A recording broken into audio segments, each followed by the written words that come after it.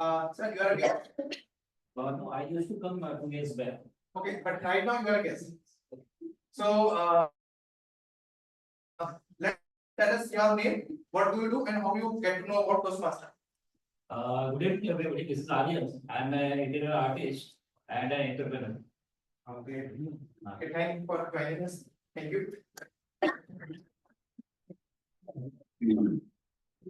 Now I hand over the stage to the Toastmaster of the day. And go ahead, let me give a brief introduction of our villain of today's meeting.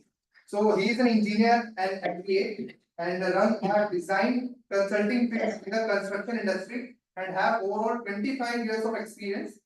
And he is interested in humor, therefore joined the Toastmasters to improve his public speaking skills. And today he will show his villain attitude in the meeting. Over to you.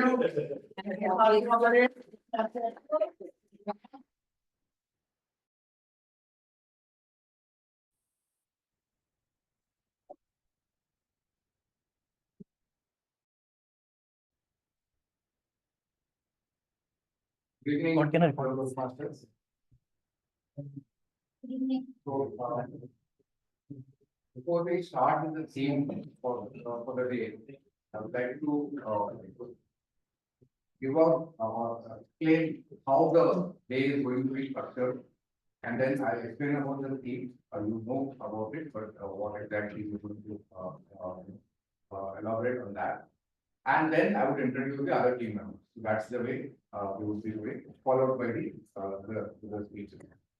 So today we will be having 6 speeches. One of them is so it's a speech marathon. One of them is going to be an icebreaker. So 6, and we are not going to have the table topics. Okay, so after explaining the theme, we'll be going directly to 6 speeches, then having the break, then the evaluation of the 6 speeches, followed by concluding the theme as well as, and then the award function. The way it's going to be structured. The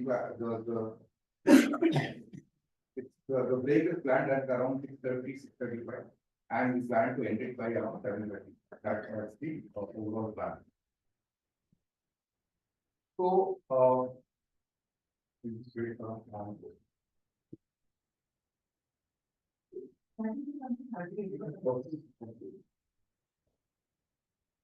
so coming to the theme, you know what the theme?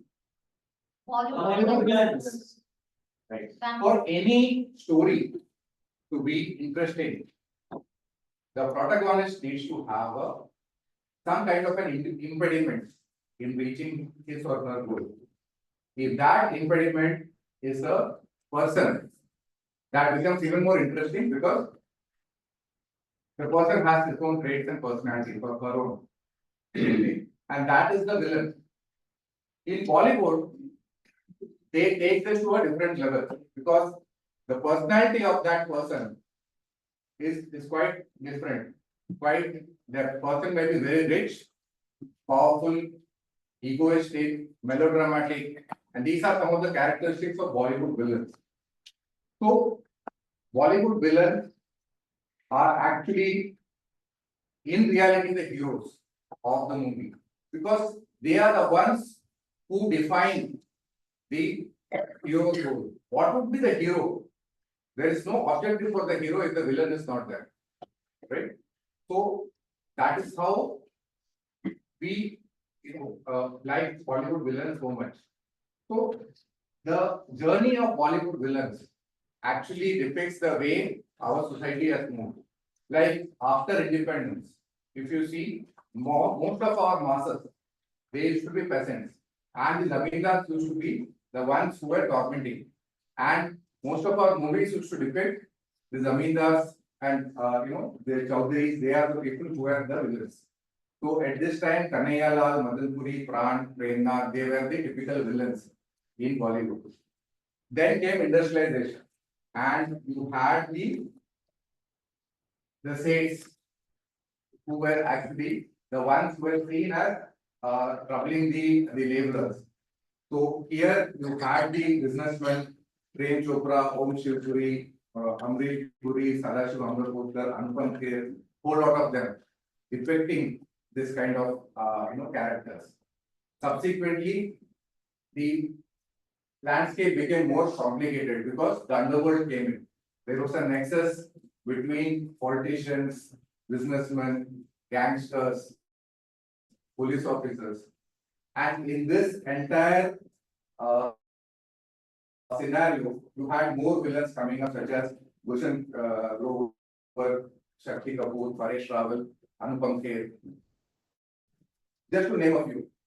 In the 90s, we had further,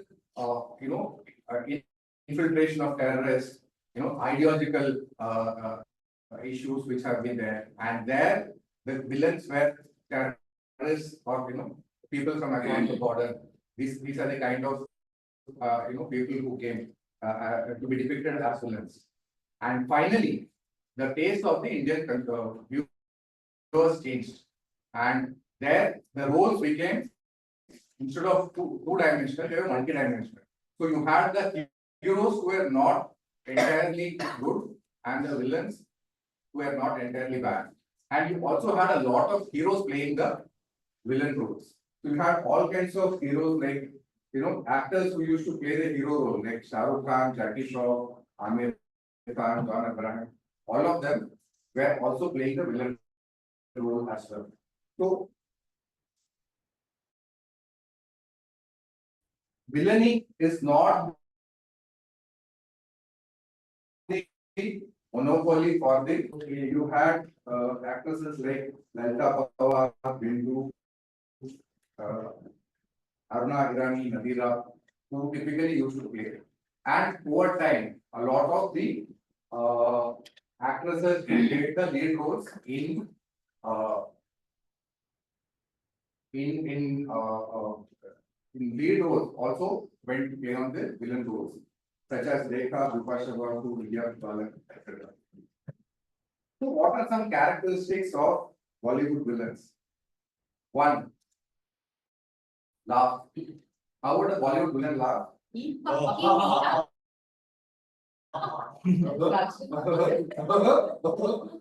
is like discussing laugh. Second, do you know why he's laugh? He's not one who say in a heart, that is the hero. Okay, he would probably have a waterfall inside, and you would have sharks and a national park inside. Third is the dress. Okay, hero would never dress. The villain would never dress normally. Okay, he would. There is a certain kind of winners. So I'll be also talking about some learnings we get from Bollywood villains. Fourth is dialogue. So I won't be talking about it because many of you are going to talk about the what are the kind of dialogues that they speak about. And the fifth one is the most important thing is that the villains, they are team players. They don't work alone. They have their sidekicks. People like they have their own people through whom. So they are experts in delegation and control, right? Yeah. So the team, as time goes, I would now like to introduce the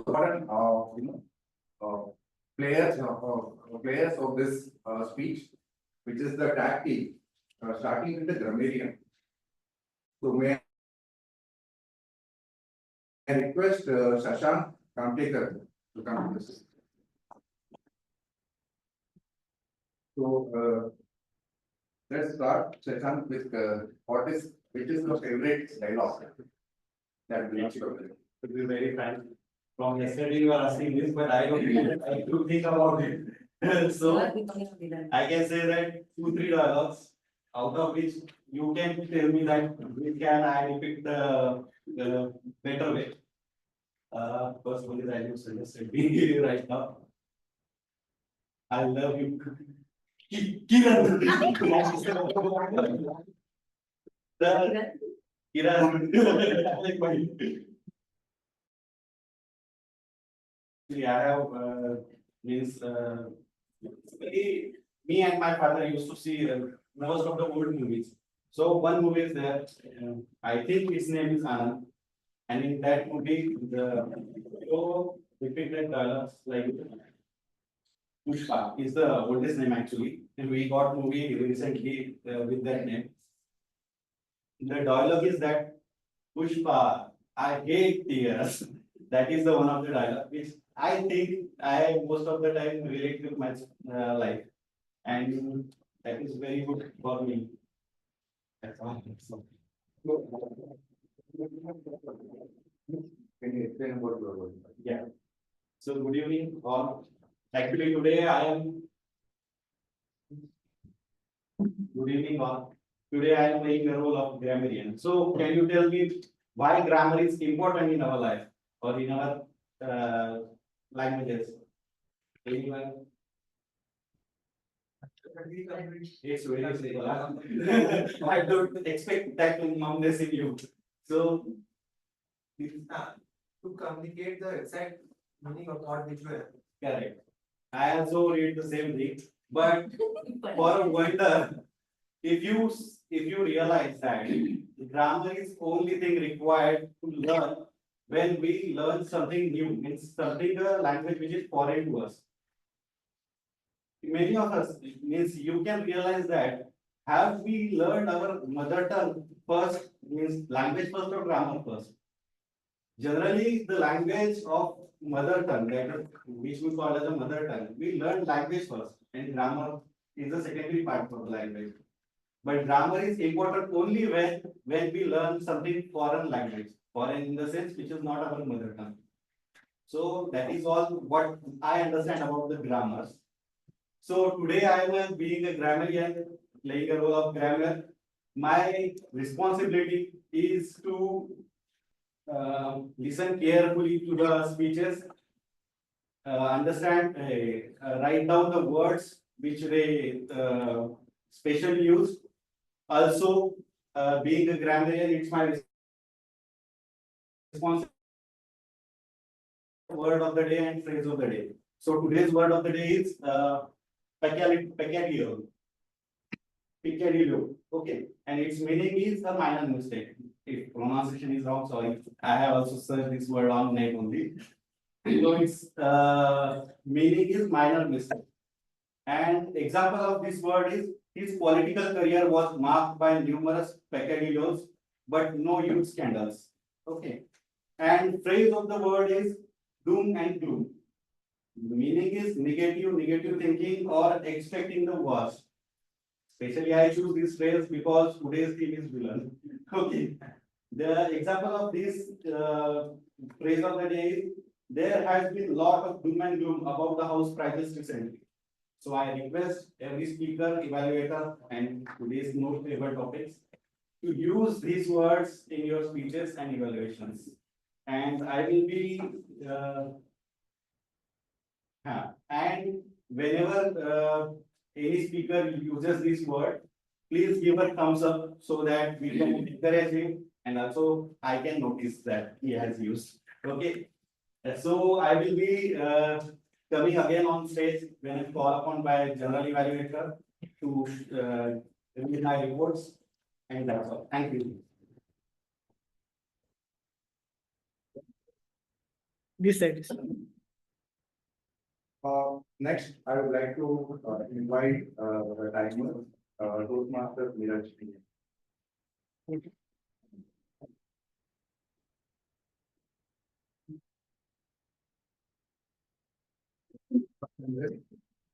Can you tell any dialogue of any design from Bollywood? ये मजदूर कहाँ से काट दिया लोहा पिघलाकर आकार बदल देता है Thank you. Sanjay Very nice. Please explain about your. Good evening, fellow Toastmaster and all guests. Today is my first speech. Time is what we want the most, But what we use is the worst. These words are not quoted by me. Actually, these were quoted by one English writer whose name is William Span in 18th century. So basically, today my uh, work is as a time counter. Okay, so it basically means the management of time. So we all know about the time, how to manage. So I'll do one thing. I found the time who will be the speaker. Just like You may read from the script.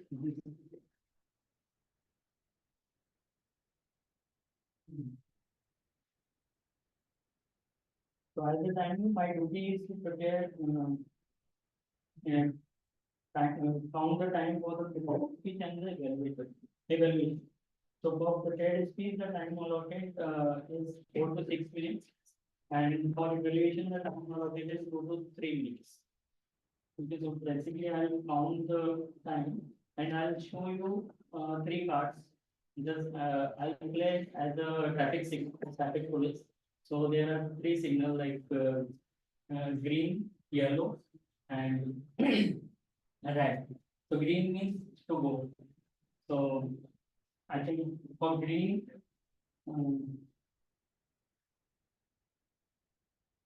green for qualifying is for minimum qualifying time, and yellow is for midpoint of the time, and red for the maximum qualifying time. So there will be the 30 seconds for the grace period. Okay, and it will not follow by, if this thing is not followed by anyone, that means you will disqualify. So 30 seconds. The grace period on either side before the minimum qualifying time and the maximum qualifying. Yeah. Thank you.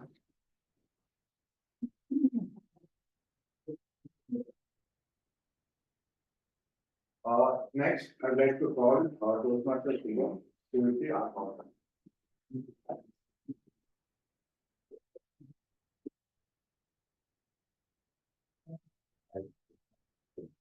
This is your favorite dialogue. Yeah, I like basically forget words from the Indra movie as a father of daughter.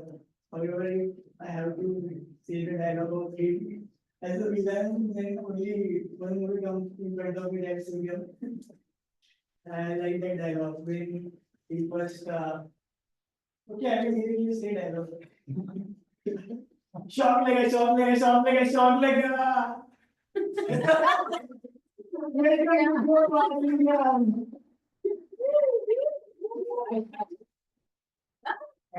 Yeah, there was one more. One more answer. So welcome to Goa singer. छोटी सी गांव में तुझे जिस गांव का नाम भी नहीं है गोवा के मैप में, उस गांव में तूने मुझे बुलाया. देखा शिकरे को. Now it's Ali Ali Mazi Bari Ali.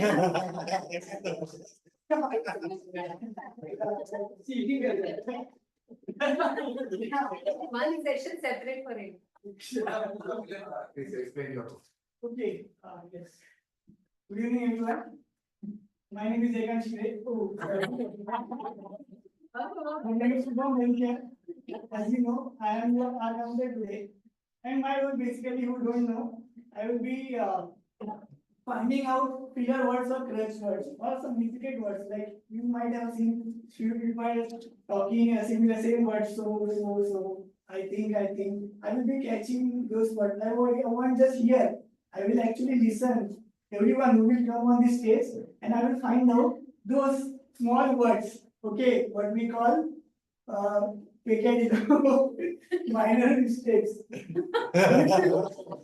You might actually require in sentences. So I will simply finding it out in my register for you by Toastmasters. And while call upon my general evaluator, I will simply noting down, I will simply announce or give you result that how many people use which words, so that you can track in your next session to avoid those words. And that's all from my job. Thank you and over to you. So with this, it's time to start the speech marathon. And the first speech will be an icebreaker. But before we call the speaker, I'd like to call the evaluator. And the evaluator for the first speech is Toastmaster Living.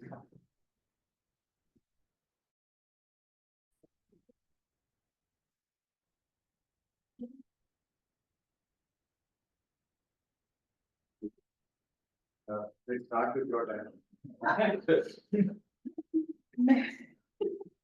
मैं वो बला हूँ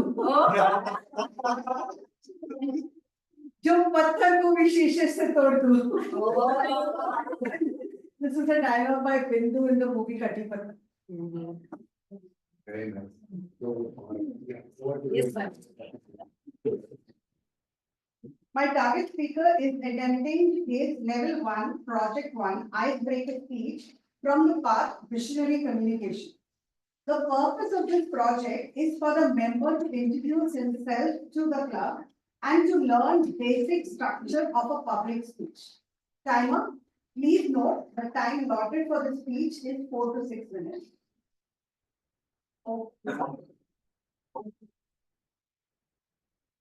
thank you, Toastmaster Living. Now I would like to call upon the speakers, that is Toastmaster Ishwar, to the stage.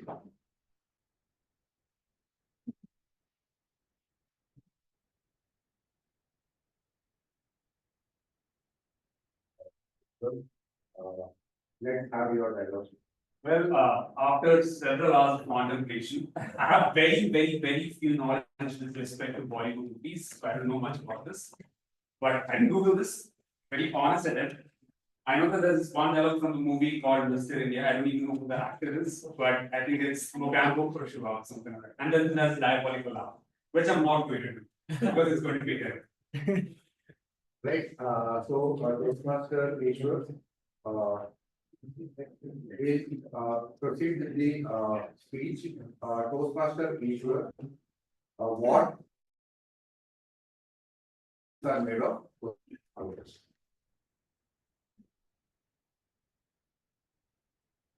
Romans, lend me your ears.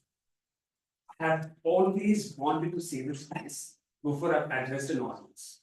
And the reason being that as a kid, I've never been able to get a chance to play the role of Mark Antony in the William Shakespeare's rendition of Julius Caesar. Now, this is a play that was written several centuries ago, around 5 centuries ago or so. And I've been so intrigued by it. And I used to, have a fair share of acting in school back in the day because I grew up. I've spent a decent amount of time in a college school, and I wanted to always play that one particular role, which was a very quintessential element of that particular subject. But probably, I just happened to be very terrible at it. So never really landed that particular one. But anyways, that's besides the point. There's a very important reason why I brought that particular part of the play into the forefront in this very speech, which I will bring up towards the end of my speech. But today, I'm going to be talking about a very unimpressive kind of this Homo sapiens species, myself. Because it's my icebreaker speech. I'm going to be talking about myself. And instead of actually choosing the title, now that it occurs to me that instead of choosing the title, what teams are made of, I could have just said, adversity brings out the best in me. That could have been the alternative title for this particular speech. But here's how it goes. Let's start from the very commencement. I'm going to introduce a new word to you guys. I'm not necessarily very well versed with this particular word as well. I don't use it in my normal language. Please don't judge me for it. It's a German word. It's called Bildungsroman. Does anybody know what it actually means? For anyone who reads. So that particular word means it means nothing but a coming of age story. an inspirational story where someone grows up in a small town, has struggles, not necessarily a small town, it could be anything, has a fair share of obstacles, and moves forward, and then concludes the story with a sort of triumphant attitude, with a sort of triumphant conclusion to that particular story, and that's a building's Roma. So in a building's Roma, in the structure of a building's Roma, the very first things that commence. So let's start from the very beginning. Where was I born? I was born in this metropolitan city that goes by the name of Bangalore, which is quite infamous for several reasons now. I hope you know what it is.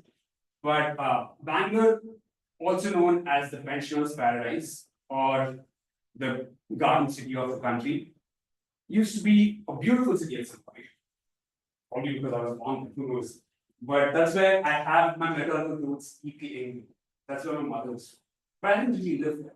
I lived in another town which was a couple of 100 kilometers from there, across the border in Tamil Nadu, which goes by the name of Ramipet, which used to be part of the Vellore district, not much needed, but I'm pretty sure you know where the Institute of VIT is. It's about 100 kilometers from Chennai. So that's where I grew. I grew there for not more than a decade, probably 7 years.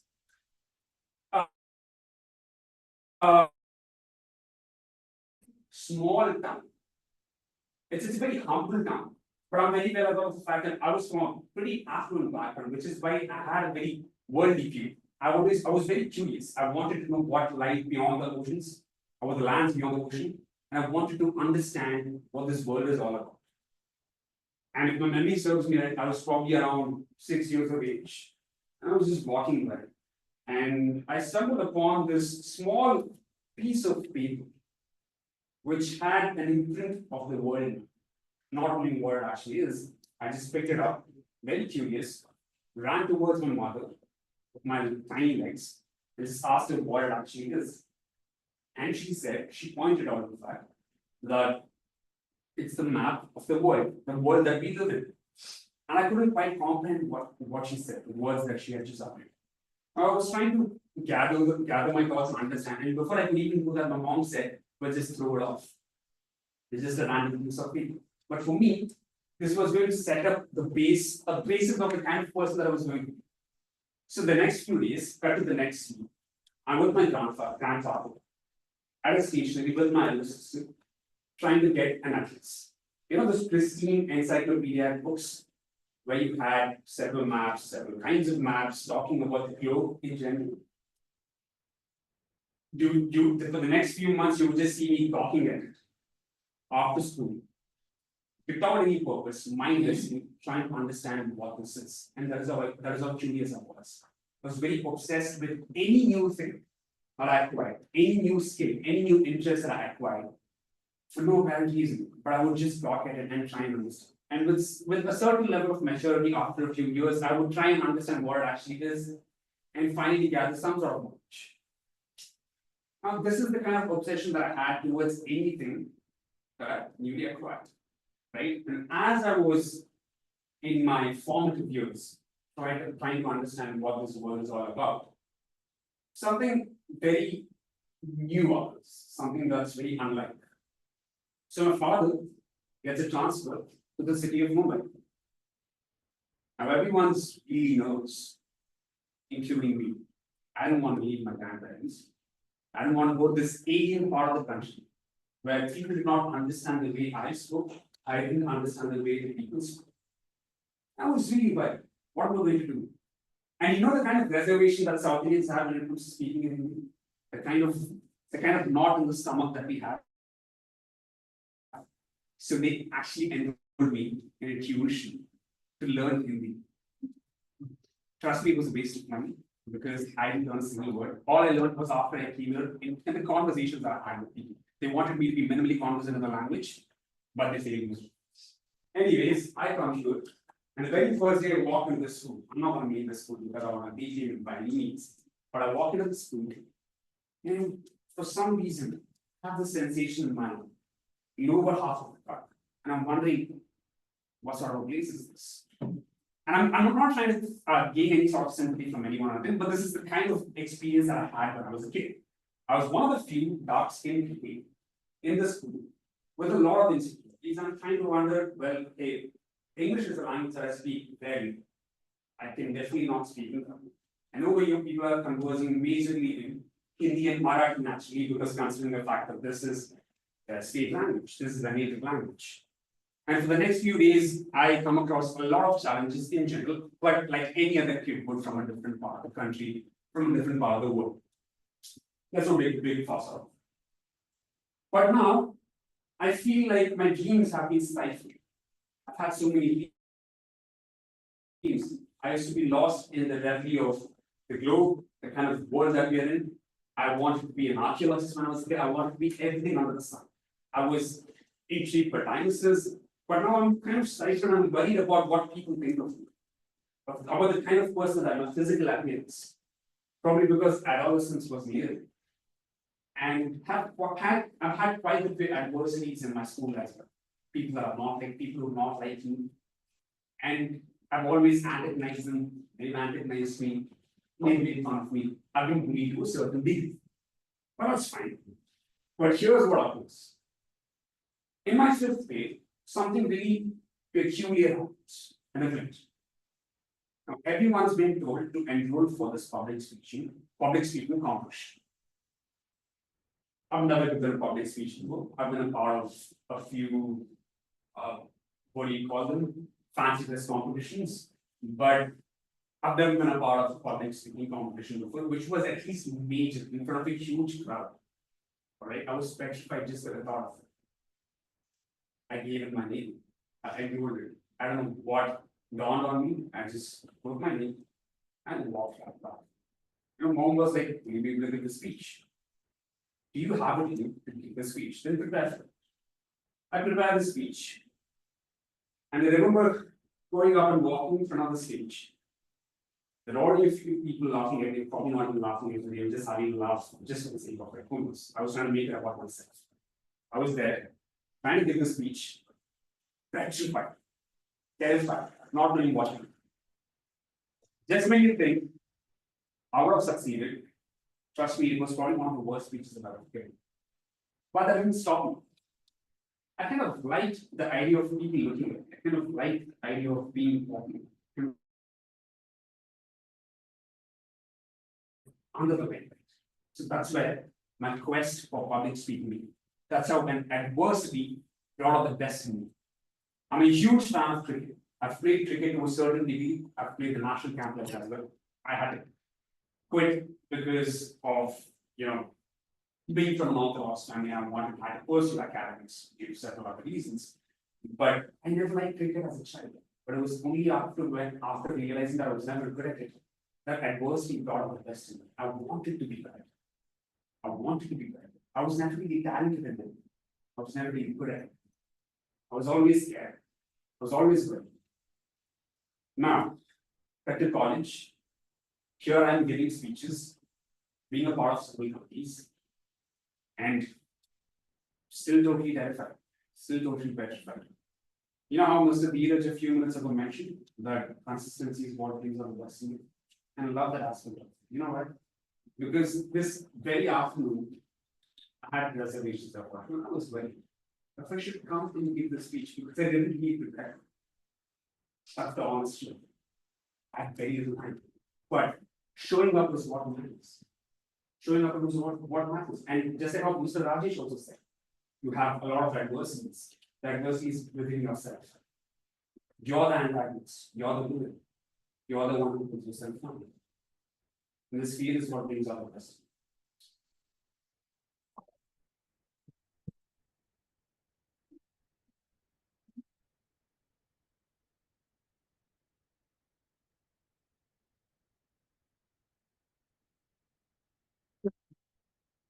Thank you.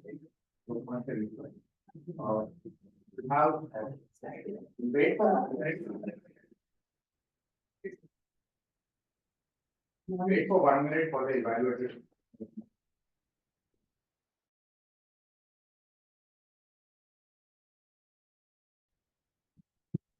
Everybody can say more from the feedback. What is your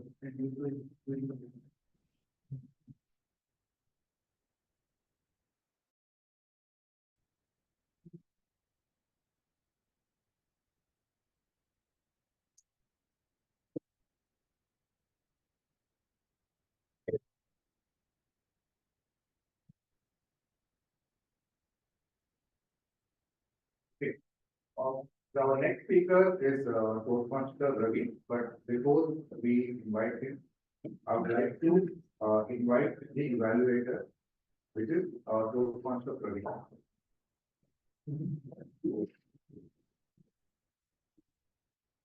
Toastmaster Ravi, and let's hear your timeline.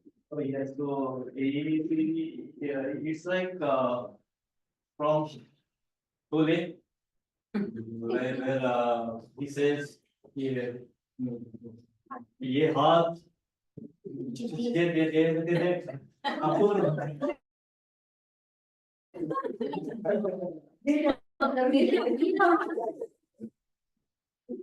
Okay.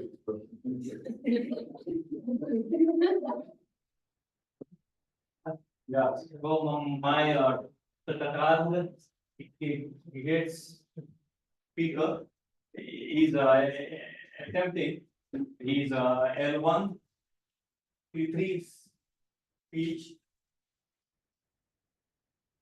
from the pathway of the dynamic leadership. The objective of his speech is to use vocal words, writing and body language to enhance speech. However, to note that the speech duration is 5 to 7 minutes. Thank you. Over to you.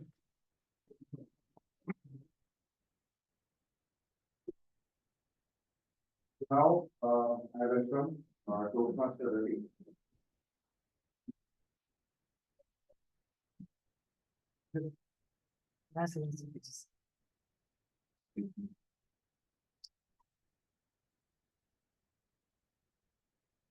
Toastmaster Ravi, what is your favorite Bollywood design?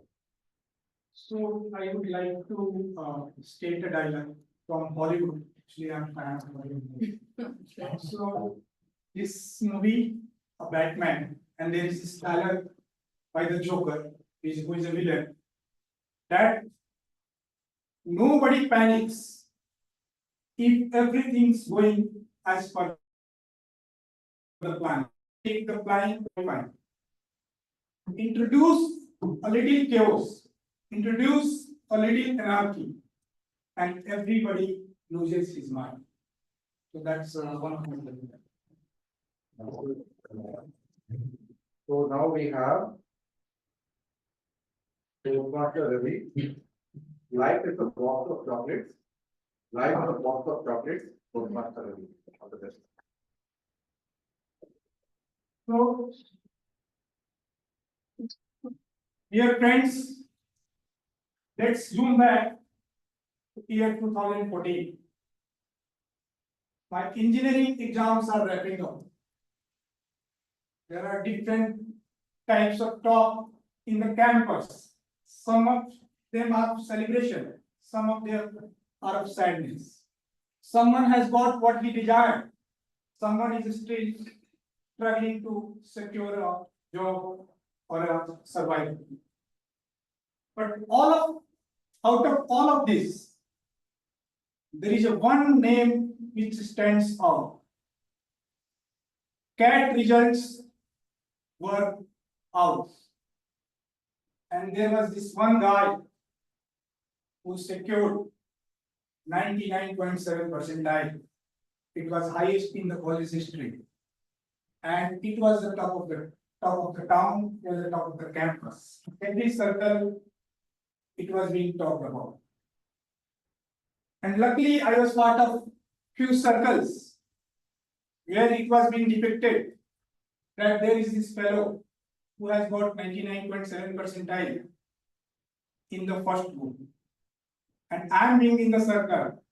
I kind of enjoyed and talked to myself, bro, that's me. And I didn't tell them, but I told to myself that, bro, that's me. And this was the highest or the happiest moment of my life. what I always wanted to do, I had achieved at a young age, at a tender age. And I was so mesmerized that I wrote a poetry also about it. I would like to tell the poetry in front of you, share the poetry in front of you. मेरे पाँव के नीचे की, मेरे पाँव के नीचे की जमी चल रही है, आज तो हवा भी पायल पहन के चल रही है।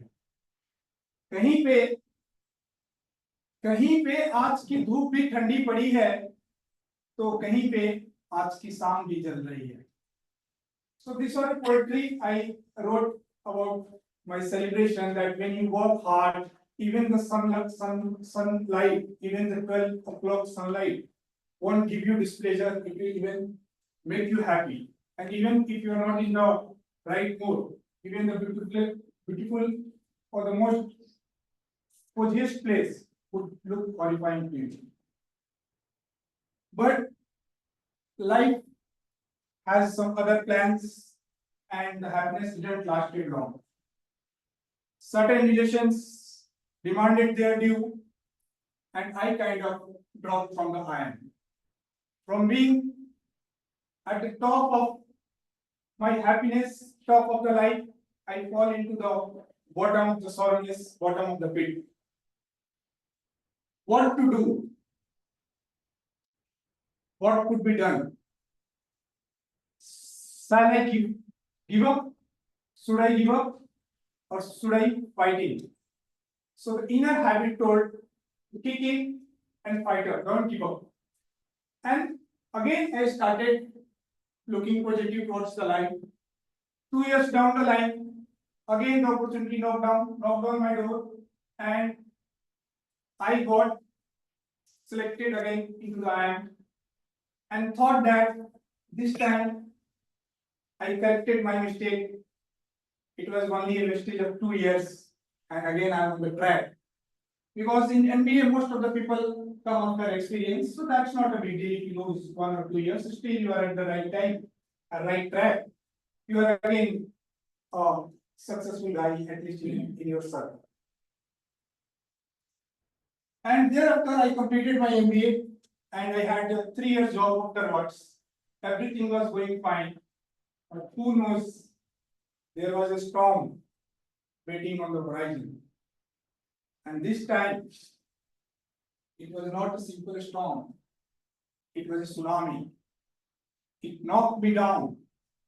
It knocked me so hard. Waves after waves crashing upon me, that I felt like I won't be able to make this time. I left my job and started to prepare for UPSC examination. This was a third chance, or third, what to say, of picadillo of my life. So third chance again, I was making some attempt to do it. Now I gave all in. There were only 3 o'clock in my life: study, sleep, and food. Study, sleep, food, and review. I came very closely, missed by a few marks, and started again reappearing for the interview for the corporate life.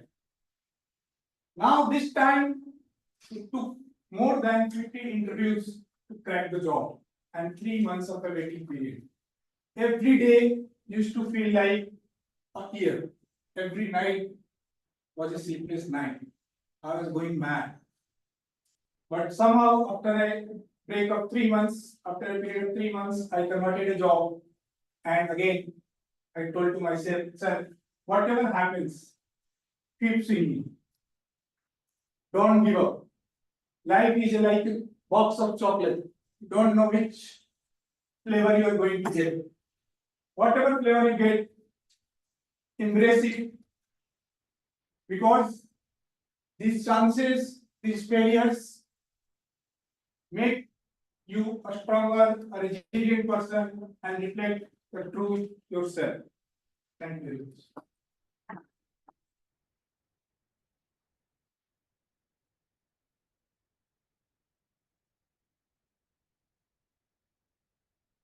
Wait for 1 minute, while you, write.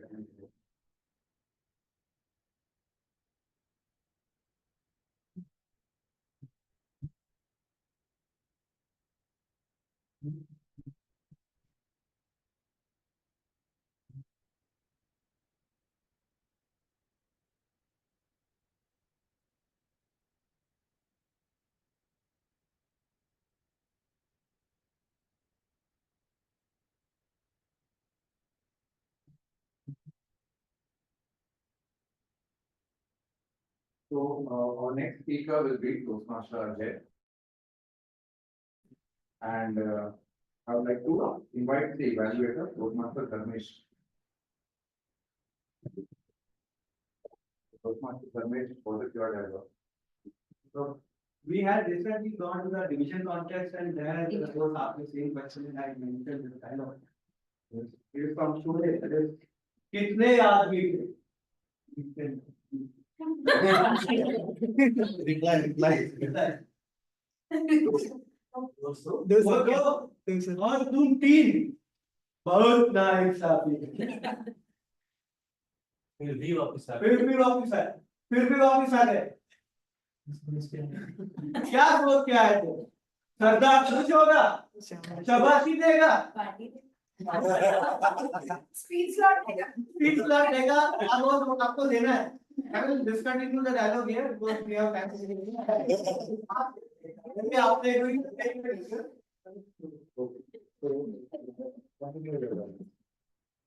So today my target speaker, Toastmaster, giving a speech. This is his project, presentation mastery, and it is his level 1 project 4 speech. And this project 4 in level 1 is a particular project in which you give total 3 projects. First is you give one speech, and in that speech you take a feedback from the evaluator. Then in the next speech you put that feedback, implement that feedback, and give another speech.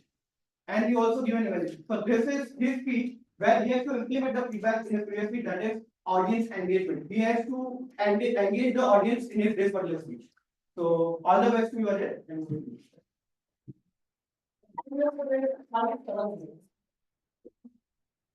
Now I invite Toastmaster Ajay.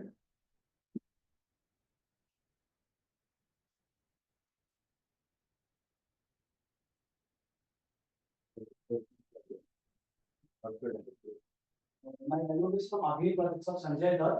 फूल का बदला खून से लिया जाए.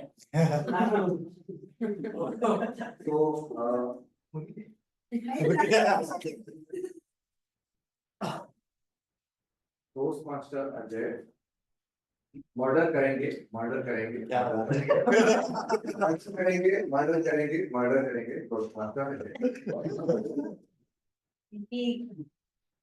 Toastmaster of the day. If you insist, बिल्कुल करेंगे. आप बताइए कब करना है.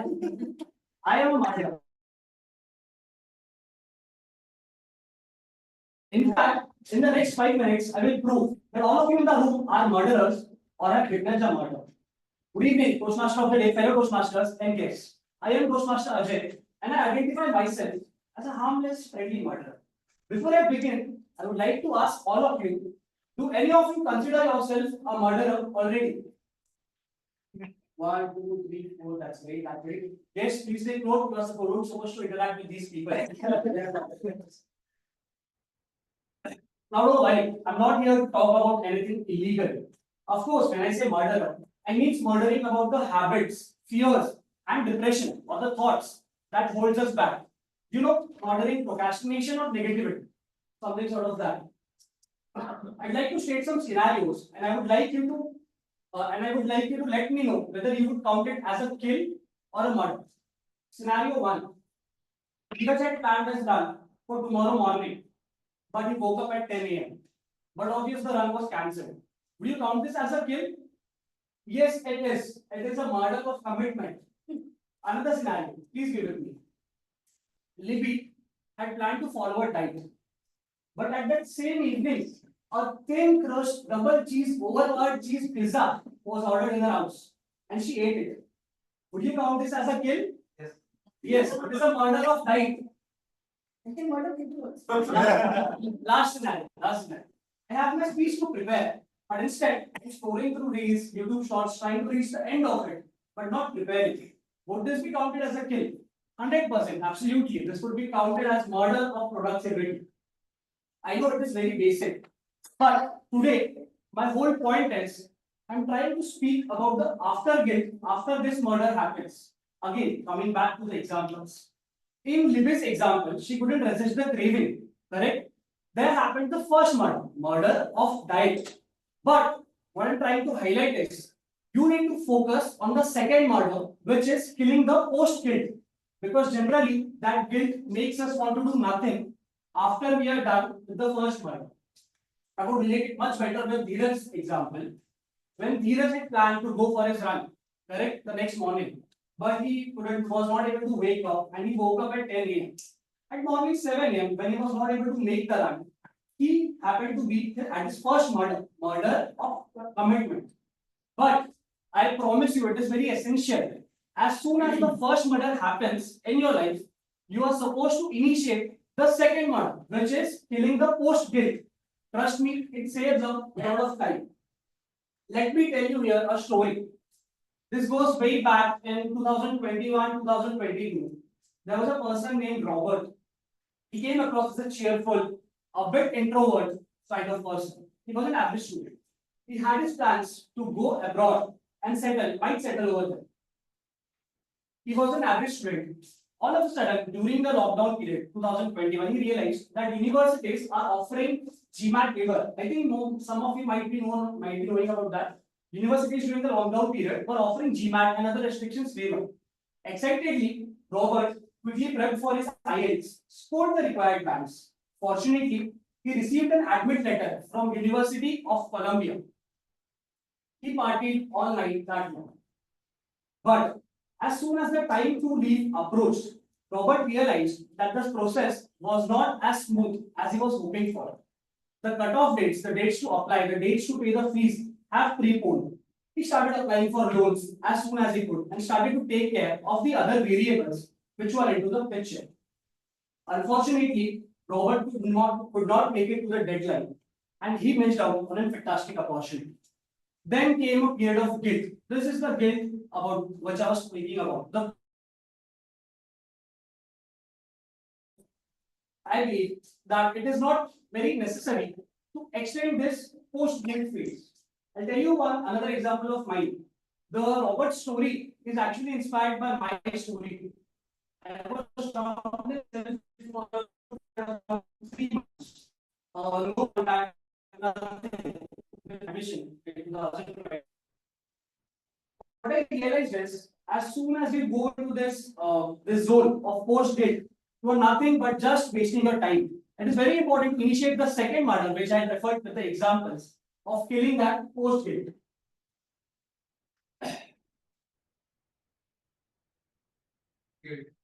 Yeah, this is the murder of confidence, I would say. Yeah, I realized that there is no point of extending that guilt. Now, I'm not suggesting that when you make a blunder like this, that when you make a blunder, you are supposed to forget it the next day. It is very natural to think over it. What I'm trying to make my point is, I have witnessed a lot of dreams or opportunities at hand, purely being murdered on situational basis. Lack of funds is one example. In Robert's case, it was due to his mistakes, his peccadillos, that he didn't pay attention on time. Well, the sadness waves cannot be avoided. There are two types of waves as per me in life. Happiness waves, which Robert experienced when he got the admit. The sadness waves, which he experienced when he was not able to make it. In life, I believe we cannot avoid both the happiness or the sadness waves. But while the sadness waves cannot be avoided, but once you learn or realize how important it is to kill this post guilt in a suitable times, it would be fruitful in many ways you can imagine. And to be honest, it helps you save a lot of time.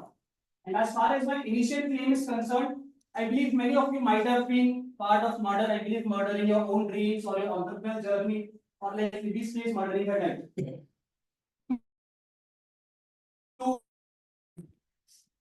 To conclude, I would like to bring up volunteer, please. Have you guys all heard of the song Havan Karenge? Guys? Instead of Havan, you guys want, I request you to repeat with me, murder Karenge. Are you guys ready? Kalidas अब ऐसी बात बोलो नाम करेंगे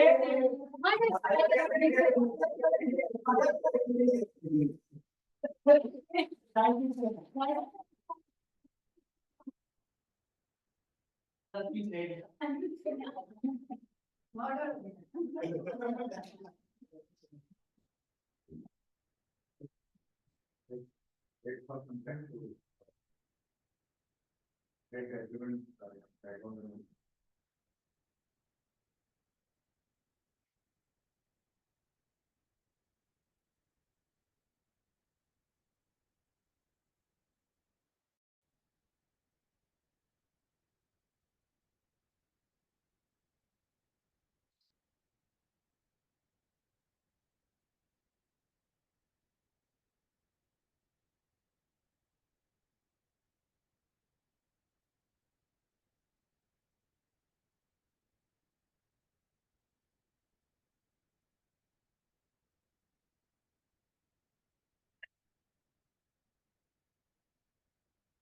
Our next speaker is going to be Toastmaster Rohila, and to evaluate him, I call upon Toastmaster leader.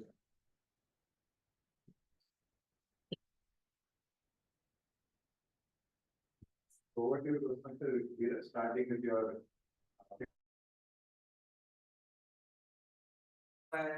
Remember a dialogue of the movie singer, by Jagad Chile. Goes like, कुछ भी करने का, मेरा ego नहीं hurt करने का. I think that's a subtle message soon. Okay. Yeah. So, over to you to explain. Thank you. Good evening, everyone. My speaker will run project 4 under the pathway visionary communication. The purpose of this project is for the members to prepare a speech on any topic, receive feedback and apply the feedback to a second speech. There is another part to this purpose. The purpose of this speech is for the member to present a speech and receive feedback from the evaluator. Timer, please note that time is 5 to 7 minutes. And I believe that your speech will be without any picado.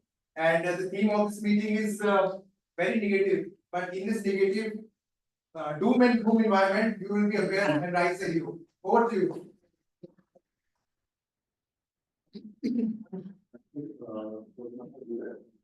And I now invite Toastmaster Rohila.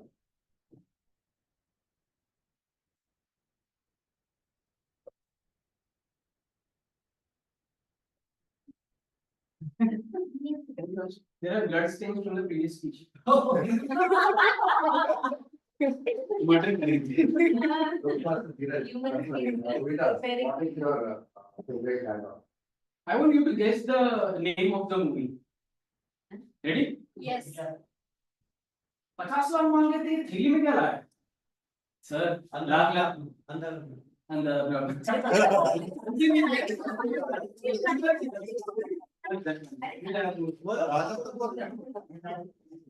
Sir, lakh के 50 check होंगे. अच्छा, ये क्या है? ये तो चिल्लर है साहब. पूरे 8,535 पैसे और 49 पैसे है. ये फिर कितने पैसे? या मई का चंदा? थैंक्स फॉर गेसिंग it correctly. So now we have Toastmaster Rohila, Brainworks, Toastmaster Rohila. Thank you for the for my brain works. To begin with, I'll quickly share a riddle with all of you. Try if you could answer it correctly. With me? Yes. Great. So it was an interview going on, and the boss was sitting quietly to see how the candidate behaves. The candidate came, asked, "May I enter the room?" He said, "Yeah, come, sit." He opened his cigarette box and asked the candidate, "Want to smoke?" Candidate so gently said, "No, no, sir, I do not smoke." There were 10 cigarettes in that particular case. He removes one and throws the box to the interviewee. Asks, how many cigarettes are there? How many cigarettes are there in the box? 9, correct. But he asks a question to make those 9 into 10. Would anybody like to make a try?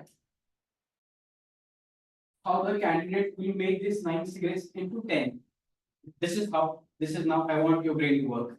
Any guesses? Any wild guess? Any try? Just How? cut one cigarette from middle and keep it. Goodbye. He will add. Ask to share. Ask to share. Snatch the cigarette from that person and put it in the. बहुत तो देखा नहीं हो. He will add his cigarette in it. If he smoke. Oh, that's a good try. If But he's- sorry, he didn't smoke, so he did not add. He can add. Yeah, that's what. But he was a non-smoker, so he did not add. But anyway, it's a good try from all of you. He arranges the cigarettes on the table in this fashion: 1, 2, 3, 4, 5, 6, 7, 8. So see, this is how we need to ensure how our brain works.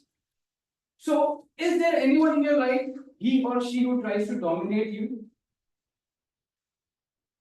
Any person in your life who tries to dominate? Right. Well, I'm with you, brother. Your bosses, wife, friends. There's so many people around you who always try to dominate you, some or the other way, right? But yeah, it was apostrophe H, I think. No? Sorry. Never know. Extra. So now what happens? Dominance comes, but here, friends, realize it's our own brain that dominates us, one or the other way. Now, let me tell you how exactly your brain functions. Now, the brain consists of 2 parts: a right brain and a left brain. You know, right? Right brain is the one where nothing right goes, and left is the one where nothing is left. Hasna tha. So now, have you heard when your kids said "तेरे को जोर रखने की भी अक्ल नहीं है"? So the person used to say that he was practically correct, because the weight of your brain is just 2% of your body mass. That's how exactly the brain carries the weight. Now, we will quickly go through a small exercise that will help you all to understand which brain dominates you more, whether it's a right brain or left brain, and post that we will understand which brain has more ability. But before that, I would quickly like to ask one question. People who are right-handed should raise their right hand, and people who are left-handed raise their left hand. Okay, cool. So people who are left-handed, believe me, their right brain dominates them, and people who are right-handed, their left brain dominates them more. So quickly, are you ready for a quick exercise? Yes. There is only 2 options, option A and option B. You have to quickly note those options, whichever are right according to you. So should we start? Yes. Cool.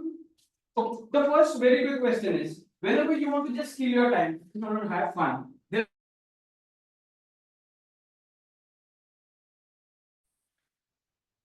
you can solve a puzzle, or you can draw or sing.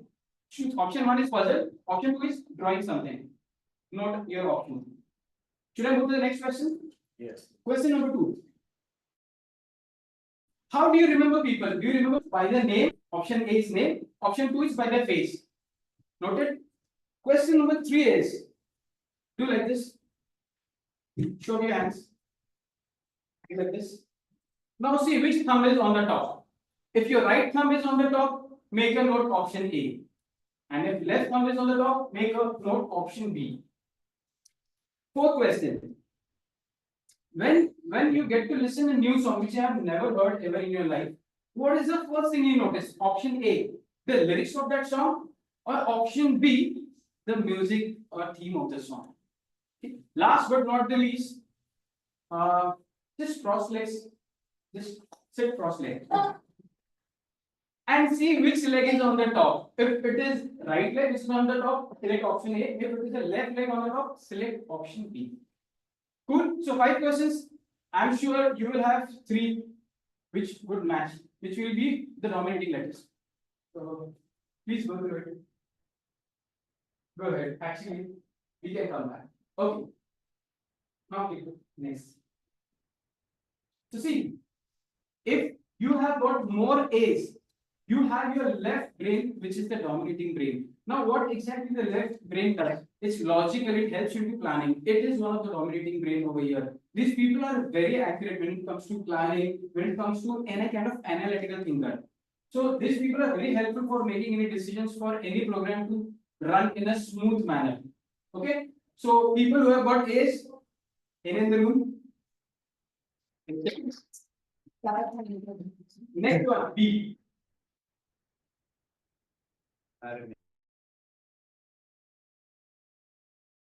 Okay, which are like double. Very emotional people. They are creative people. Whenever someone wants to play an instrument, these people have got the B side of their, that's the right brain more dominating. So these are creative, emotional, free thinkers. So this is how you can differentiate your brains. So was this exercise little bit helpful for you to understand which brain dominates more? Yes. Okay, now we will quickly run a small exercise that will help you all to make the other brain, which is not a dominant brain, to work in more better way, so that you will be able to make more decisions, better decisions in your life. So with me, just want your both hands free, except the timer. Yes, quick exercise. Yes, 1 and 2. Exercise name is 1, 2. 2 fingers over here and 1 finger over here. Looks simple? Just change it. Is it easy to do? See, this is how it works. So this is your left and right brain. This is one exercise. So try doing this exercise every day, twice or thrice. The last exercise, hair and the rabbit. Okay. So these are the exercises you have to try doing at least 3 to 4 times every day. It will help you to give your left and right hand. So that's it from my end. Hope this exercise helps you to be more dominant on your life and be more successful.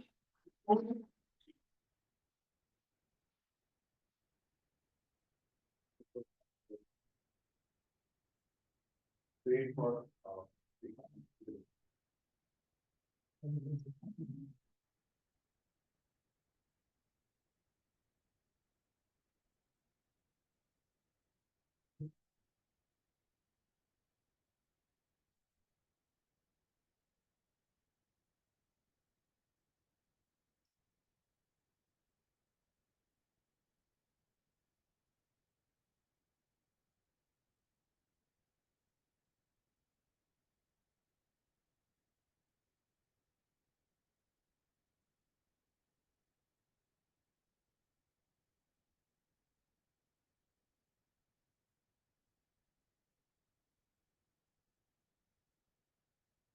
next speaker is going to be Toastmaster Ruchi and the Toastmaster Navi. Toastmaster Navi.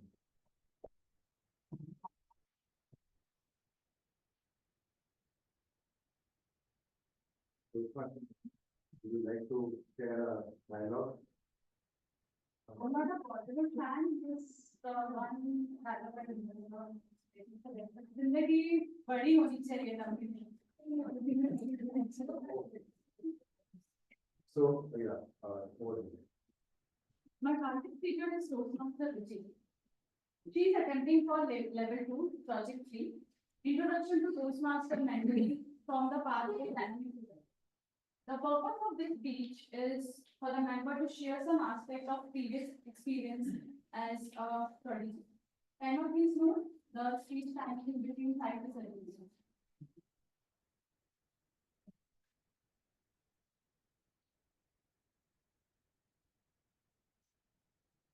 So now I invite Toastmaster Ruchi.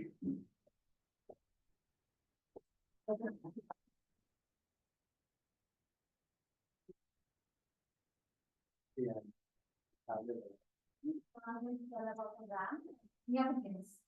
It's a first little different. And this time, I'm going to drink your blood. Yes. From movie? So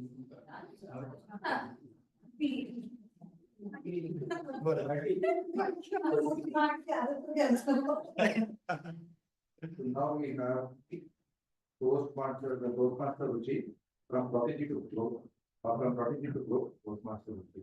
All the best. When I first learned about McDonald's, I thought, great! Someone is going to tell me all the secrets of success. But then I realized Mentors don't give you the answers. They ask you more questions. Today, let me share with you the stories of some incredible mentors who have shaped my journey in Toastmasters. When I first joined Toastmasters, my mentor, Toastmaster Priya, encouraged me to deliver my icebreaker. Now, let me ask you all, how many of you were nervous for your icebreaker? You can raise your hands. Well, I wasn't. I thought, how hard can it be? So I confidently began drafting. My name is Ruchika Kumari. I did my 10th from Amagata School. My 12th from Amazon School. Plaza. Sounds like a plus standard message, right? But I confidently sent a draft to Toastmaster Priyalika, hoping for a perfect score, 10 out of 10. Well, I don't know how many marks it scored, but she appreciated me for my efforts. I suggested, good job. It would have been better if you could add some interesting moments from your life, from the lessons you've learned.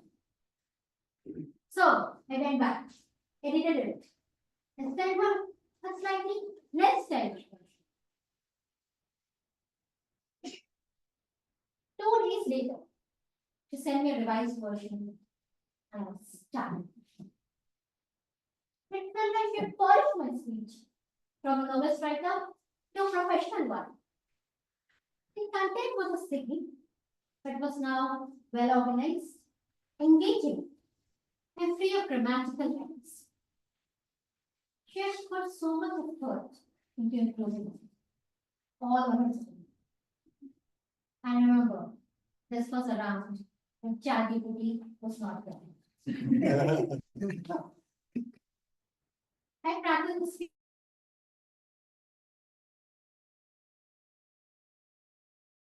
I was thrilled to be awarded.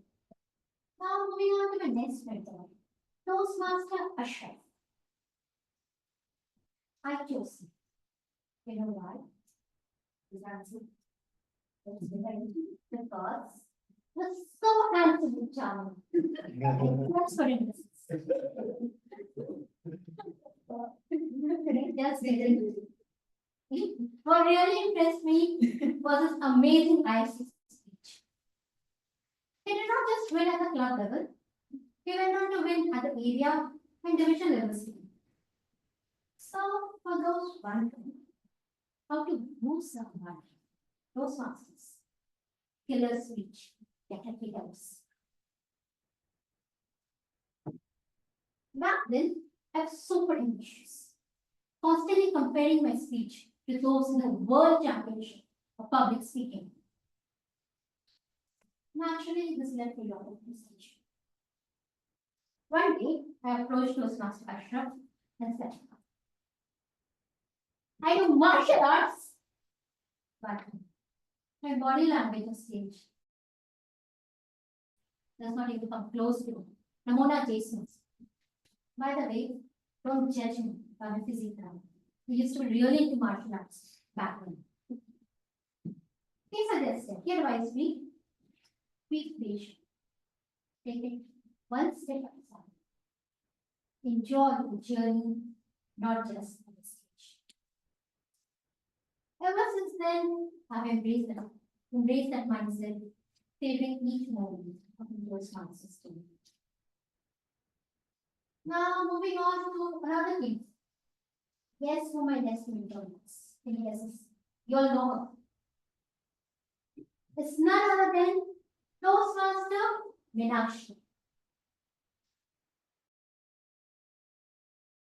This is something like a person.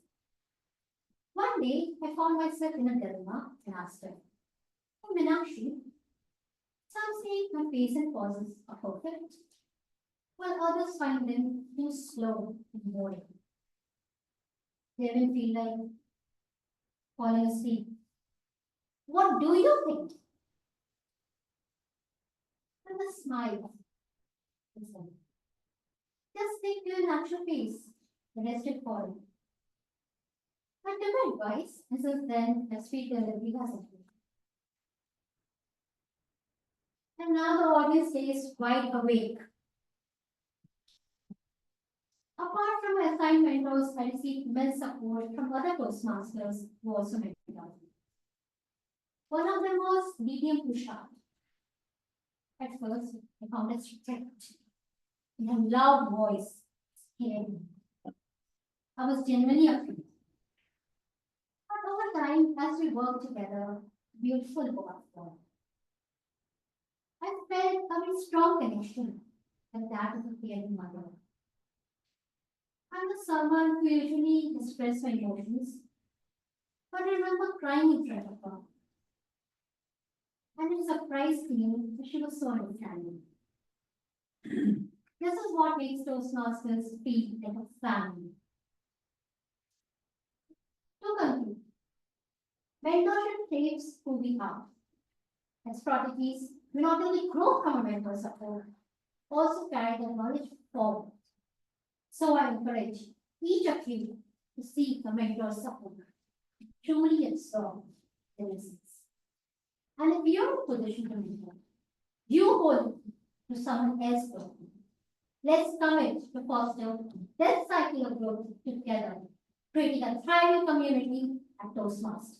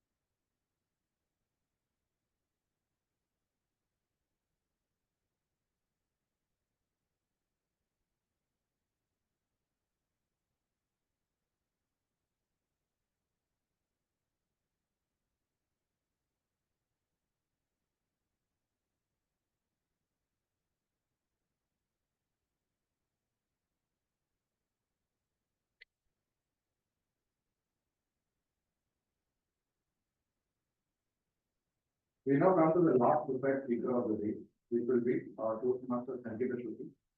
And before we call her, I would like to call upon our Toastmaster Vidya, who would be her evaluator.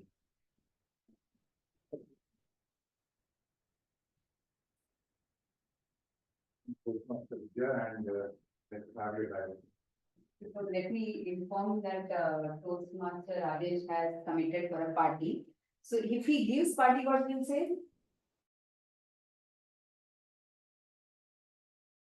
If he doesn't, bad man. Then he'll say, to threaten. सारा शहर हमें loyal के नाम से जानता है, so give party. Over to you, Toastmaster. So my target speaker is giving her level 4 project 2 speech, that is question and answer session from the pathway effective coaching. The purpose of the project is for the member to learn about and practice facilitating a question and answer session. The purpose of this speech is for the member to practice delivering an informative speech and running a well-organized question and answer session. The member is responsible for managing time, so there is adequate opportunity for both. Please note the timing is 15 to 20 minutes. I wish all the best to the speaker, and I'm really looking forward to your presentation.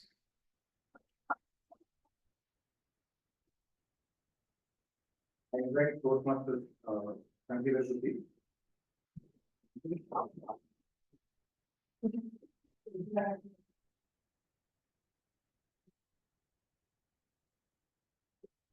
What's going to be your time? He did send me a YouTube video and said, "Yaad karke aao." I thought- Okay, wait, there was this lady standing with a chaku and then she said, Kajol was standing. Arey Bollywood fan, help me look. Kajol with a knife. Go. Yes.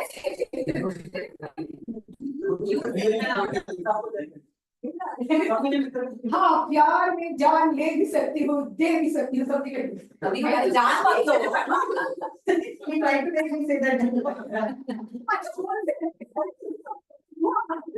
I was providing assistance. Lolita continue.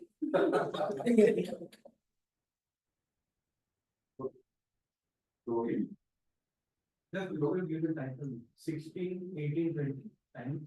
15 to 20 minutes. No? We are already running out of time, so we can. 15, 18, 20.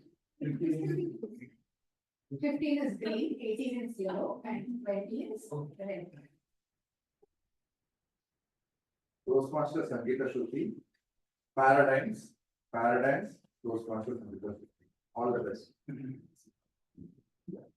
Toastmasters friends, namaskar. I am Sangeeta Shruti. I had to give a question answer session, and it had to be concluded by a speech, an informative speech. So I started thinking, let us talk about something that is vital to people.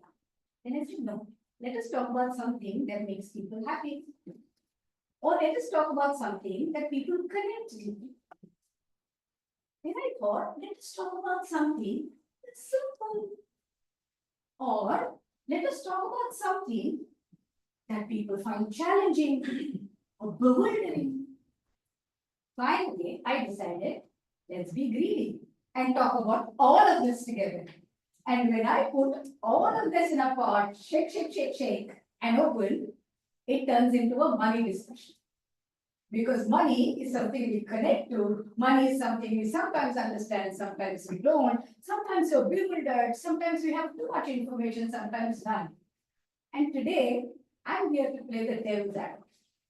I'm not going to give you gyan, I'm not going to listen to you, not mollycoddle you. I am going to break paradigms. I am going to challenge belief systems. I am going to take what you know, break it and reshape it. Hence, I am here challenging paradigms. When we talk about money, and I am a money manager, so we do these seminars very regularly. Whenever I go and give a seminar or talk about money, all kinds of audiences, but there's always a smart aleck. A smart aleck who tells me, if I don't have money, how will I build wealth? And I'm so grateful to that smart aleck because that is what has inspired my first letter. Never mind. It is not important how much you make. It is important how much you hold on to. Yes, lots of us still thinking, what do you mean not important how much you make? If I don't make enough, how much will I hold on to? Out of professional experience, I will tell you, there are people who make a few lakhs a month and live paycheck to paycheck. There are people who make few thousands a month and live paycheck to paycheck. There are people who have wealth to boast of, but make income in thousands. People who have wealth to boast of, make income in lakhs. It takes all kinds to make a world. Hence, it is not important where you started. It is important what you're doing with it. It's not important how much money you make. It is important how you hold on to it. Now again, no gyanbazi. You don't need to be some qualified finance professional, this, that, to be, following 15 influencers and 14 influencers and 3 blogs, nothing required. I'll tell you where I learned my first money lesson. My father was posted in Jamnagar. Jamnagar is in the Kutch part of Gujarat. So the Vyapari there are called the Kutchi Vyaparis, or the businessmen of Kutch. They are one of the oldest and hardcore business communities in India. And they taught me my first lesson in accumulation and compounding. In a traditional Kutchi household, I don't know how many of us are from that region here. Next, there will be a little place where they put the idols, the god to pray. Next to that will be a glass jar with a tin lid and a hole in it. The daily ritual is to pray to the Lord and put something inside that jar. Now that is a fixed amount. It's 2 rupees a day, 1 rupee a day, 5 rupees, 10 rupees a day, depending on what they earn. Every day that goes in. Don't mistake it with the hundi or the donation box we have in our houses or temples. Their paradigm is You need to think about spirituality, you need to think about tomorrow. God is spirituality, the glass jar is tomorrow. And that was my first lesson in investing. Say, the glass jar is just a habit. It's not an amount. You don't decide how much you are putting. You decide based on what you want. But that same amount you put every day. Good day, you put in that amount. Bad day, you put in that amount. And that accumulates. That's a super simple traditional way of learning that it is not important how much you make. It is important how much of what you made you've kept. I know there are a lot of books, even I am a great fan and I've spoken about various parts of Rich Dad, Poor Dad, etc. And a lot of us are looking for jugaad and making a lot of money. Good. Social service is good. But point is, again, it is not important how you hold on. First, learn to hold on. Important paradigm. So first paradigm broken saying, I need to reach an income level to start. I was at a seminar the other day and I said this out loud and I'm going more comfort zone for me because it's my club. I have these people on my contact list. Every 6-8 months, I will get a message from them saying, I am going to start with planning my finances. By next month, I will schedule a consult with you. I have a stock reply saying, I am glad to know, looking forward. Because this message has been coming for 3 years now. Every 3, 4, 6 months, I get a message. Why? Not because these people are foolish or not, that one of the most successful individuals, educated, erudite, nice people. Habit is a paradigm which needs to be broken. Second, asset and liability. Can we not look at the slide for a minute and tell me our definitions? Can we go to the previous slide? Is that possible? Or let me have it with the cat. Anybody can define asset? Yes. Generates income for us. That you built London school. Tell me what we learned about asset liability in school. Asset is something you should own. Asset is something you own. Appreciating value would be asset, depreciating value would be liability. I'm making great effort and pushing the CFA pin me down. Okay, something you own is an asset. What is a liability? Something you owe. Something you owe someone is a liability. All of us have learned this definition, no doubting anyone. We've all learned this definition. Yes? By that definition, your car is an asset. No, you own it, no? Oh, I thought you own it. Asset also. It's a liability actually, How? because it's not generating any income out of it. Yes. It is not generating income, then what is a liability? Liability is something which take away our money, whereas not get anything from it. What for is that? Yeah, it's real big. Asset liability. Liability. It's actually, we can say it as a, we can use it as an asset. It depends on our usage. There are no more EMIs remaining, then it's. One professional lacking in me, which has been pointed out to me many times, is that I see shades of grey, not easy for me to understand. So asset liability. For me, it's asset. Positive flow of income, then asset, negative flow of income. And money doesn't give me positive flow of income. Every month he charges me to use my phone. Let's move on. Yes. These are the paradigms. We might know theoretically, we might not apply. Lot of places. Now, don't answer me. Don't even move your eyelids. Ask yourself, how many times have you bought or been tempted to buy an appliance on EMI? A phone on EMI, a washing machine on EMI? Taken a car loan, and one of the most interesting reasons as a professional I have heard for buying a car is to say, this is the right age to buy a car. What is the right age to buy a car? We don't see these definitions when we see them. Asset is something that puts money in your pocket. Whether it's a bank deposit or it's the glass jar. If it's putting money in your pocket, it's an asset. If it is taking money out, it's a liability. Whether it's a car, whether it is whatever. Now, this is a Q&A project, so I will take questions, but we will not wait till the end because the timer is very ready to show me cards. So I will take questions as and when they come. Please feel free to interrupt. Any questions so far? Yes. Suppose you own a house Hmm. and that house is on rental, giving some income to you. Suppose you are having a 1 lakh of one crore of house giving 20,000 per month income. But that 1 crore could have the potential to earn more than 20,000 per month. I'm asking you, is it an asset or a liability? So I'm like, that's giving money, but it's not giving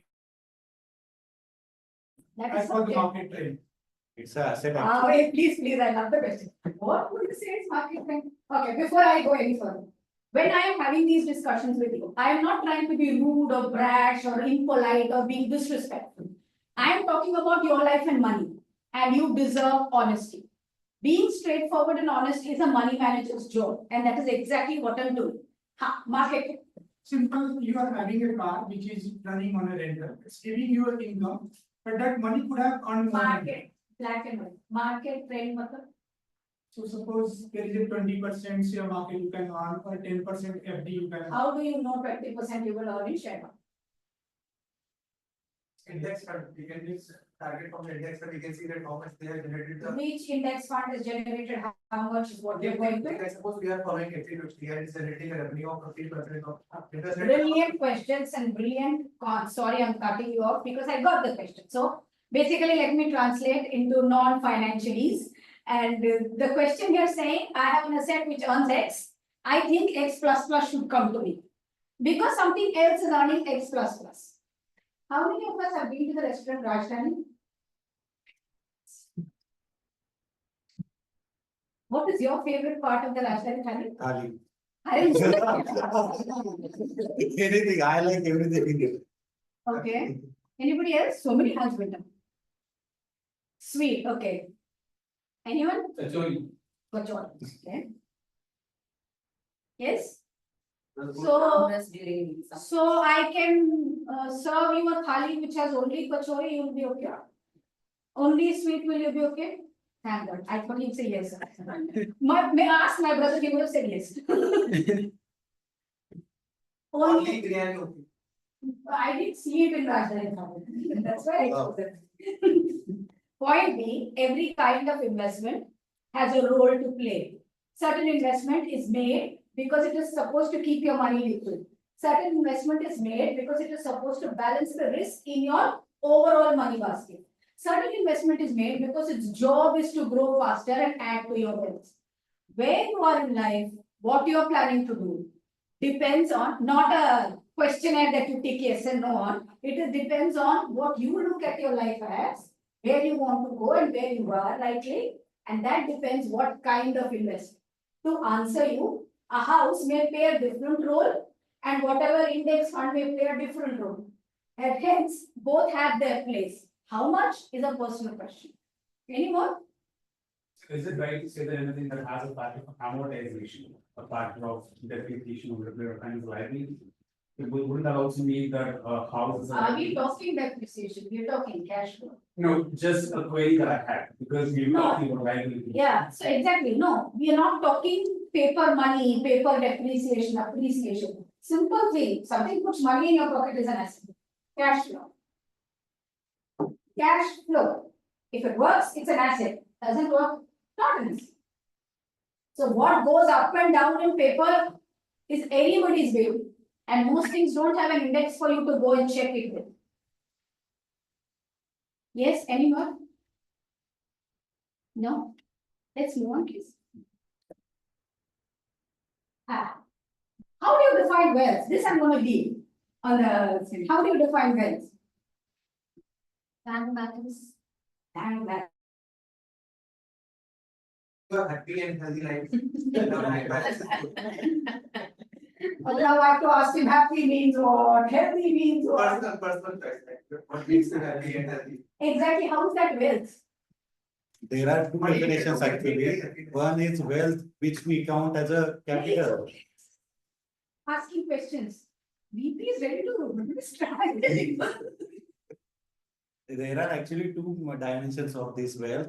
First is Wealth, we can say that accumulation of asset value means every asset, if we accumulate it and give us something value. We take it's- Excel sheet, we take 3 columns this side, 3 columns that side, and Yes. then we write that's. It's called wealth. And second, if we want what wealth we want, that is financial freedom, if we talk, it is a No, we are certain, not talking.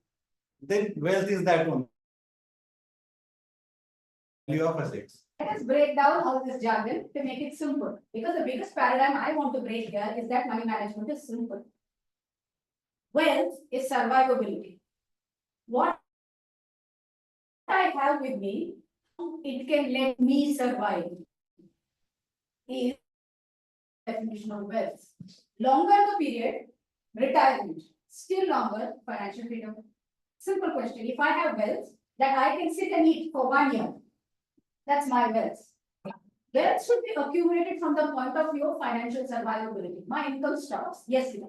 So when you say survivability means what? So surviving can be just having 3 meals a day, survival. I want to go out and work. Perfect. Your definition. Survivability is your definition. Hence, wealth is your definition. If you feel 12 lakhs a year is my survivability, correct. Somebody feels 25 lakhs a year is my survivability, correct. Hence, wealth is relative. Hence, what we call the new buzzword, financial freedom, is relative.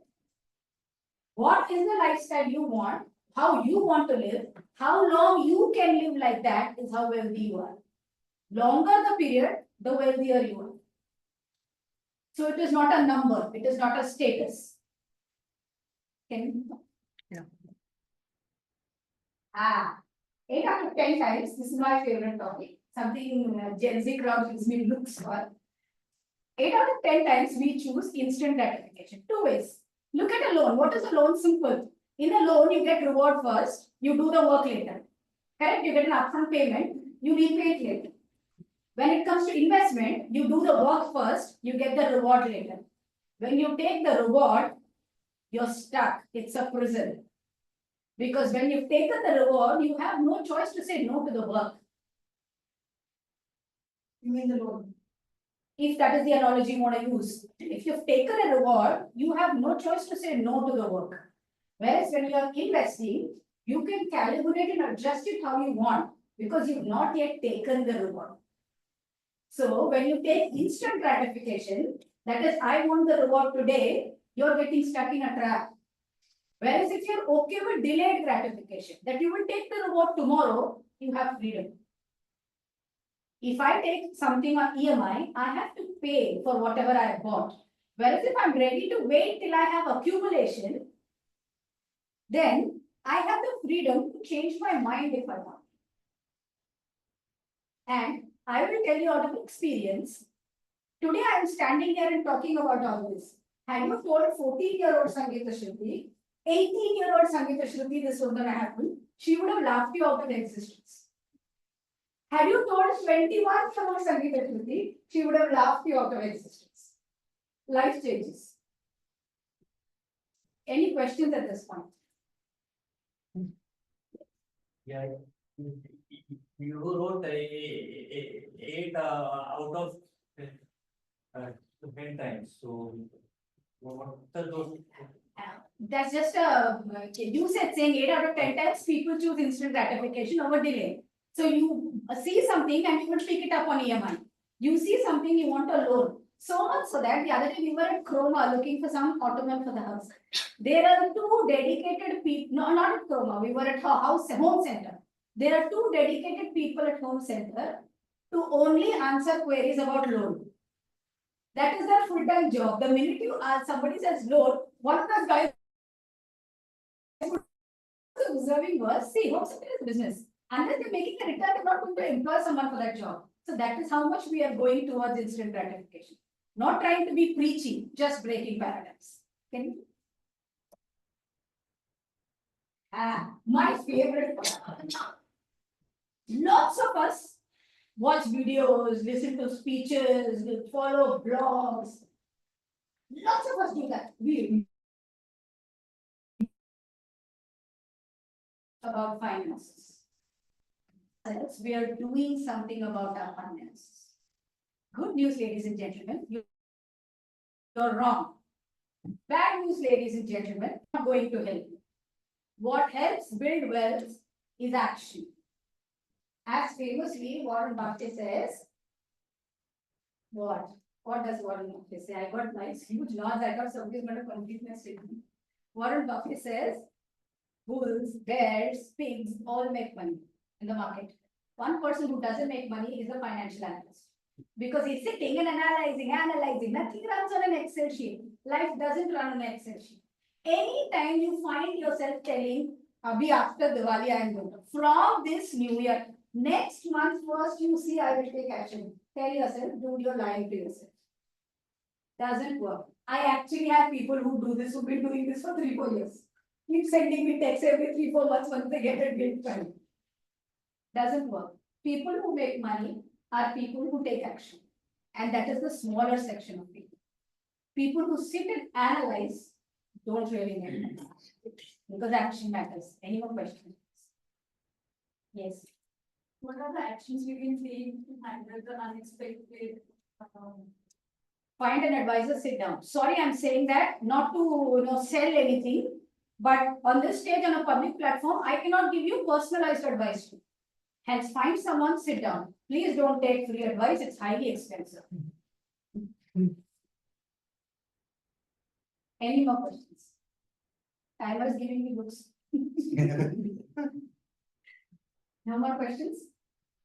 Okay, with that, I will come to a close if you don't have questions. And all I would request you people to do is, don't believe in old paradigms. I'm not saying the previous generation was wrong. All I'm saying is that times have changed.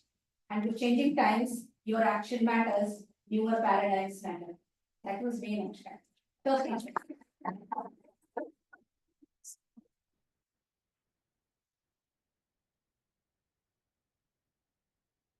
Thanks, Toastmasters. Let's take a moment to write down the remarks.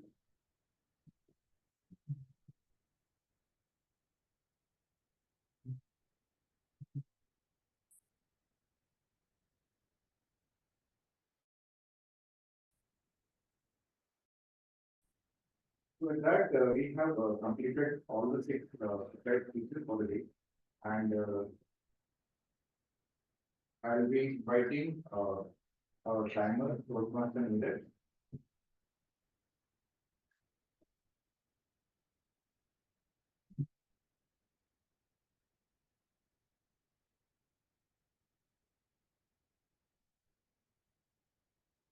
Person needed. That begin with the timing for each of the pieces. Toastmaster issue is the answer. The total time requirement for this one is 4 to 6 minutes, but he has taken 11 minutes 14 seconds. So you mentioned the time taken. Only the time. So Toastmaster Ravi, the time requirement is 5 to 7 minutes. Tell only the time. Okay. So he has taken 6 minutes 20 seconds, 28 seconds.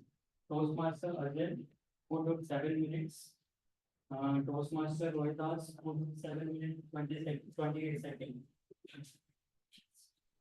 Toastmaster Ruchi was taken 6 minutes 47 seconds. Toastmaster Sangeeta, 21 minutes 6 seconds. Qualification is for qualification. Asset group, all. Issue and submission should be on.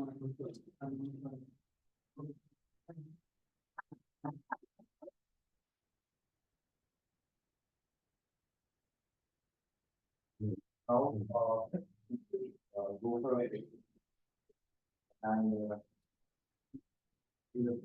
behind time, maybe 10 minutes. Go for a 10-minute break and be back. Recording. Can you please? Okay. And can you please give me?